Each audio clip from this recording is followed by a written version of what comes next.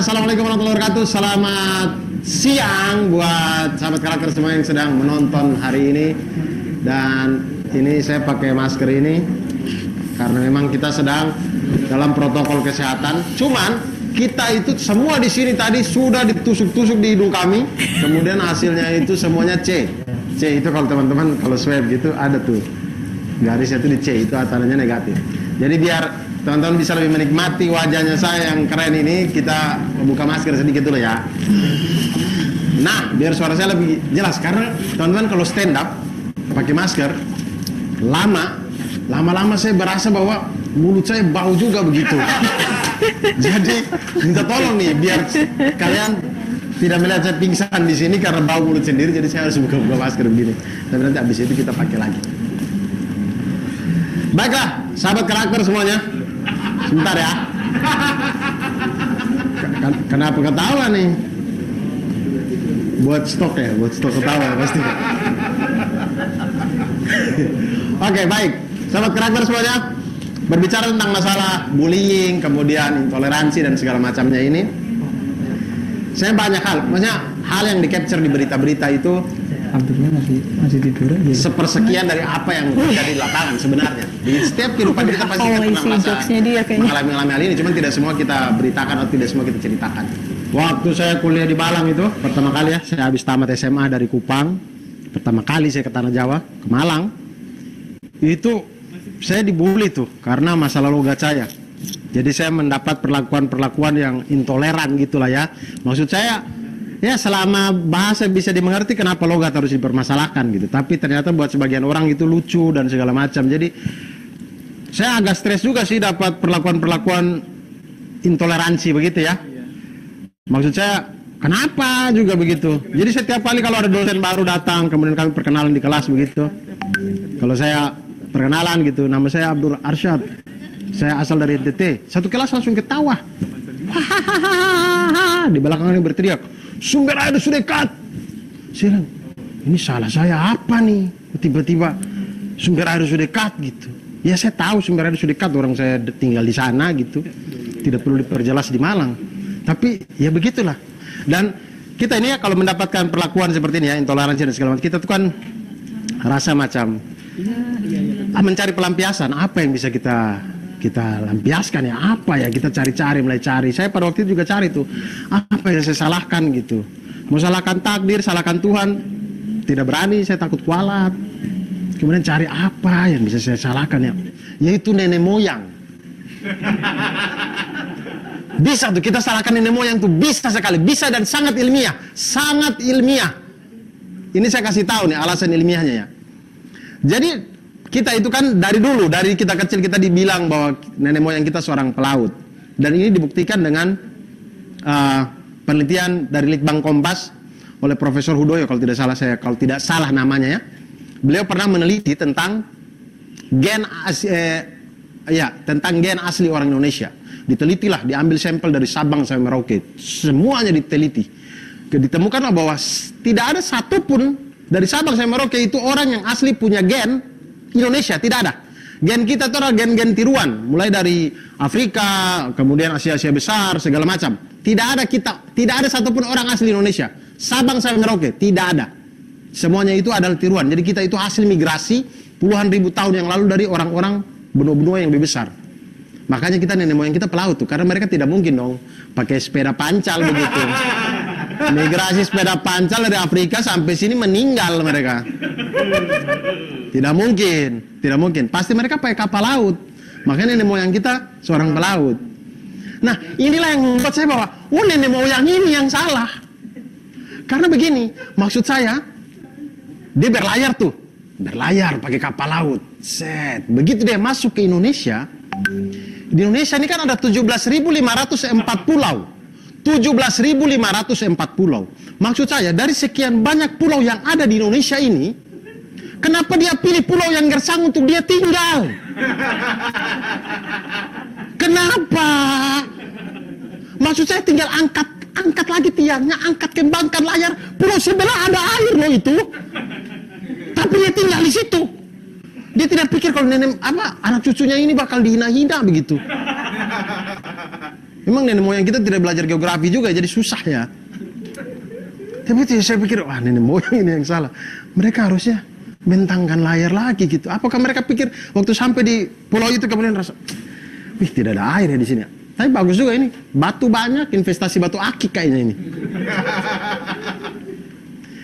Dan kemudian saya akhirnya pada waktu itu, setelah lama kelamaan mulai berdamai, tapi akhirnya sedikit banyak mulai belajar juga untuk bagaimana biar logat tidak terlalu kelihatan.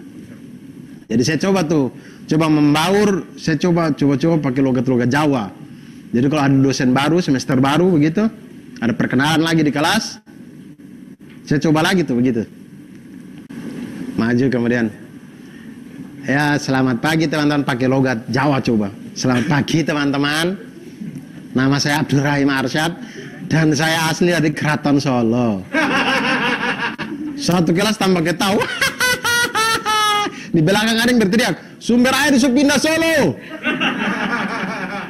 Tetap teman-teman saya itu. Aduh sampai sekarang, ya tapi mereka semua sudah, kami semua akhirnya akrab ya, akrab, baik segala macam. Dan kemudian saya tuh juga merasa bahwa momen Ramadan ini adalah momen yang baik sekali. Karena momen Ramadan ini ya teman-teman, saya tidak tahu apa yang terjadi pada semesta atau apa yang digariskan oleh Tuhan kepada garis hidup manusia. Tapi perjalanan waktu di dalam Ramadan itu adalah satu waktu yang memang kita itu dibuat jadi rajin untuk mengerjakan sesuatu yang bulan-bulan lain kita malas gitu. Serius, kita yang bulan lalu, bulan-bulan lain kita malas macam sholat aja, aduh capek sekali sholat nih, capek sekali, kok sholat terus. Sudah sholat asar kemarin, sholat asar lagi hari ini. Kita kadang-kadang ada berpikir, namanya manusia ya, ada berpikirnya begitu, ada malasnya datang. Tapi begitu Ramadan 30 hari rajin. Saya itu yang biasa di luar Ramadan tuh baca buku tapi agak malas-malas. Begitu Ramadan datang tuh, di dalam Ramadan tuh bisa 3-4 buku saya habiskan dalam satu bulan itu. Dan kemudian saya menemukan bahwa kita itu harusnya itu dengan momen Ramadan ini jadi tahu bahwa manusia itu harusnya berlaku lemah lembut. Apalagi untuk orang Islam ya. Orang Islam itu disuruh untuk berlaku lemah lembut kepada semuanya. Kepada semuanya. Disuruh berlaku lemah lembut. Dan itulah yang diharapkan sama pendidikan karakter yang sekarang ditanamkan oleh, tidak cuma sekarang, dari zaman dulu ditanamkan dalam kurikulum kita sampai saat ini. Pendidikan karakter itu yang penting. Teman-teman boleh pintar tapi kalau tidak jujur kayaknya susah dapat kerja. Tapi kalau teman-teman, mohon maaf tapi agak bego begitu ya. Tapi kalau jujur, insya Allah dapat kerja. Insya Allah dapat kerja, sumpah. Karena orang yang paling pintar di dunia ini, paling kaya di dunia ini, butuh orang jujur untuk pegang uangnya dia. Dia tidak butuh orang pintar untuk urus uangnya dia. Dia butuh orang jujur untuk urus uangnya dia. Jadi, tidak apa-apa kalau teman-teman tidak bisa matematika, yang penting jujur. Yang penting jujur, udah. Jadi kalau saya tidak bisa matematika nih, tidak apa-apa, yang penting saya jujur. Gitu, tanamkan dalam hati begitu. Dan masalah kurikulum ini dari dulu sebenarnya, dari dulu. Kurikulum itu boleh berganti ya, namanya boleh berganti, tapi isinya tuh hampir mirip, hampir mirip. Karena dari dulu itu saya tahu, dari saya sekolah juga sudah ada namanya pendidikan karakter. Dulu namanya PPKN, ganti PKN, ganti sebelumnya lagi PMP dan segala macam. Tapi dalamnya ada gitu. Kemudian saya tidak tahu raport yang sekarang. Kalau raport yang dulu itu ada catatan guru tuh. Jadi selain nilai-nilai kognitifnya, ada catatan gurunya tuh, masalah karakternya tuh. Tingkatkan prestasimu, kurangi main gimbot. Dulu masih zaman gimbot, kurangi main gimbot, gitu tuh. Dan makin kesini ada lagi namanya pendidikan kontekstual. Artinya untuk membentuk karakter, kemudian mata pelajarannya dihubungkan dengan kehidupan sosial. Kehidupan yang terjadi di daerah tersebut, di lingkungan sekolah tersebut, di lingkungan kota tersebut, sehingga kontekstual sama anak-anak murid. Tapi kemudian ada juga beberapa hal yang saya berpikir melihat tidak kontekstual untuk daerah saya gitu. Kayak saya pernah menemukan soal UN SMP. Saya lupa tahun berapa, tapi sudah lama sekali, zaman saya kuliah dulu. Itu ada soal begini. Sebuah gedung tingginya 60 meter. Soal matematika UN SMP. Sebuah gedung tinggi 60 meter. Jika ujung gedung dengan seorang pengamat membentuk sudut 45 derajat, hitunglah jarak pengamat dengan gedung ini. Ini soal kalau dikasih kepada anak-anak kami di kampung saya itu, kami bingung. Kami bukan bingung masalah hitungnya ya, hitungnya mah gampang gitu. Teorema Pitagoras beres itu, gampang sekali cara hitungnya. Tapi kami bingung membayangkan gedung tinggi ini seperti apa. Kan itu soal cerita tidak ada gambarnya. Kita harus membayang gedung tinggi. Di sana itu orang paling tinggi tiang kapal. Paling tinggi tiang kapal, gedung tinggi itu kayak apa gedung tinggi? Tidak kontekstual tuh untuk desa-desa saya itu. Tidak kontekstual. Harusnya diganti saja dengan yang lebih umum, yang semua daerah ada, misalnya pohon kelapa, tiang kapal atau tiang listrik. Tapi percuma ya, listrik juga belum ada. Percuma. Kemana ada lagi? Ada lagi soal fisika SMP. Menghitung kecepatan kereta api. Aduh mama sayang. Sejak kapan nih desa-desa sana itu ada kereta api? Sejak kapan? Kami membayangkan kereta api itu sama seperti apa? Susah gitu ya. Susah itu. Susah sekali. Kalaupun ada yang tahu kereta api itu mungkin dia suka minum kopi ya. Kopi kereta api.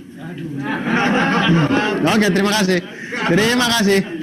Itu bagian dari pendidikan karakter yang akan ditanamkan ya. Dan ada yang paling mutakhir. Sampai sekarang masih ada. Saya belum cek sih, saya tidak berani ya berbicara memastikan begitu. Di waktu terakhir saya cek masih ada. Waktu terakhir itu mungkin 2 tahun yang lalu ya saya cek. Tapi cuman mungkin masih ada sampai sekarang. Pelajaran membaca. Dari dulu zaman mungkin dari bapak saya belajar membaca sampai saya, sampai mungkin sekarang anak saya gitu. Mungkin akan masih menemukan ini Ibu Budi, ini Budi, ini Ibu Budi. Masih menemukan tuh. Nah ini Sabang sampai Merauke tuh. Semua dipukul rata. Ini Budi, ini Ibu Budi. Ya mungkin karena Budi namanya gampang ya. BU Budi, ini Budi gitu.